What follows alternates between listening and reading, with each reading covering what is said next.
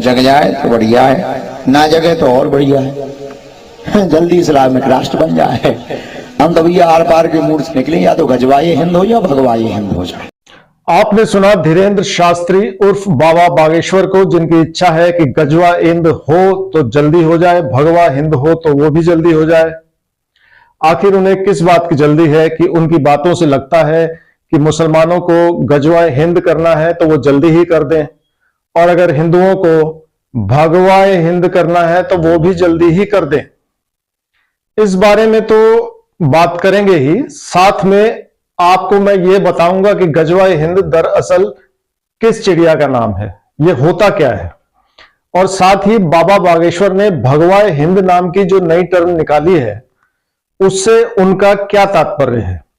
लेकिन इससे पहले अगर आप चैनल पर नए हैं तो चैनल को फौरन सब्सक्राइब और लाइक कर दें, और साथ ही बेल आइकन दबा दें ताकि आपको नए वीडियोस की नोटिफिकेशन टाइम पर मिल जाए। तो चलिए दोस्तों शुरू करते हैं। दरअसल बाबा बागेश्वर इन दिनों हिंदू सनातन पद यात्रा पर निकले हुए हैं। मध्य प्रदेश के छतरपुर जिले से यह पदयात्रा प्रारंभ हुई। यात्रा के 6वें दिन बाबा बागेश्वर ने निवाड़ी जिले में एक सभा में कहा कि वो अगर 1 करोड़ कट्टर हिंदू बना लेंगे तो 1000 वर्ष तक सनातन धर्म को कोई उंगली नहीं दिखा सकता।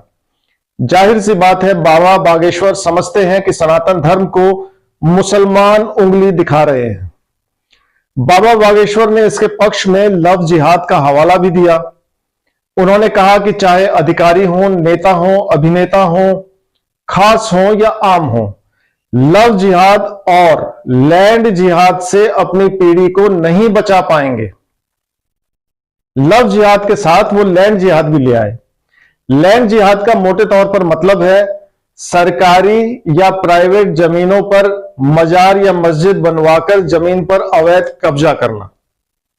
लेकिन अवैध कब्जे क्या सिर्फ मुसलमान कर रहे हैं? मैं ज्यादा उदाहरण नहीं दूंगा, एक उदाहरण ही काफी है। इस देश के सबसे बड़े और सबसे अमीर बिजनेसमैन की एक प्रॉपर्टी पर भी विवाद बताया जाता है।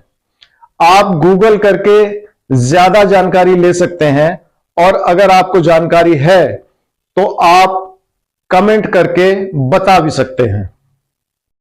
दोस्तों, जिस गजवाए हिंद का जिक्र बाबा बागेश्वर कर रहे हैं उसका अर्थ इस्लाम को फैलाने के लिए की जाने वाली जंग होता है।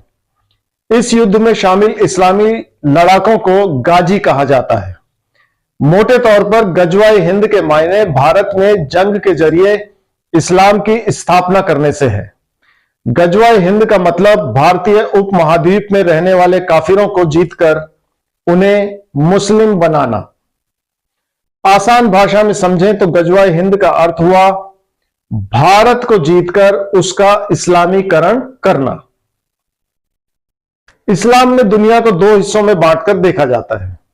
एक जहां इस्लाम को मानने वालों का शासन है, दूसरा जहां इस्लाम को मानने वाले रहते तो हैं लेकिन वहां शासन किसी दूसरे धर्म का है। इस्लाम ने मुस्लिम शासन वाले देश को दारुल इस्लाम कहा है, वहीं गैर मुस्लिम शासन वाले देश को दारुल हर्ब कहा जाता है। इसी साल देश की सबसे बड़ी इस्लामी संस्था दारुल उलूम देवबंद गजवाए हिंद को जायज ठहराने वाले फतवे को लेकर विवादों में घिर गई थी। दरअसल मीडिया रिपोर्ट्स के मुताबिक एक व्यक्ति ने दारुल उलूम से पूछा था कि क्या हदीस में गजवाए हिंद का जिक्र है। इस पर दारुल उलूम देवबंद ने सही हसीता की किताब सुन्नत अल नसाई का हवाला देते हुए कहा कि इसमें गजवाए हिंद को लेकर पूरा एक चैप्टर मौजूद है। फतवे में कहा गया कि पैगंबर मोहम्मद के करीबी हजरत अबू हुरैरा के हवाले से एक हदीस सुनाई गई है जिसमें उन्होंने गजवाए हिंद के बारे में कहा है।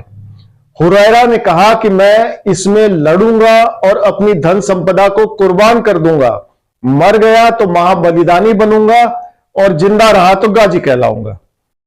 इसी फतवे को लेकर काफी विवाद हुआ था और इसी गजवाए हिंद के विरोध में बाबा बागेश्वर अक्सर भगवाए हिंद की बात करते हैं, यानी पूरे राष्ट्र का भगवाकरण हो जाना चाहिए। दोस्तों, दोनों ही विचारधाराएं सिर्फ कट्टरता की बात करती हैं, ऐसी कट्टरता जिसमें दूसरे धर्म से नफरत की जाती है। लेकिन क्या सिर्फ नफरत के बूते देश चल सकता है, आगे बढ़ सकता है? क्या इस देश में कानून और संविधान कुछ भी नहीं है? मेरा यह मानना है कि देश कानून और संविधान पर भरोसा करते हुए ही चल सकता है और साथ ही खुशहाल हो सकता है। आप इस बारे में क्या सोच रखते हैं? अपने विचार कमेंट में जरूर बताइएगा। धन्यवाद।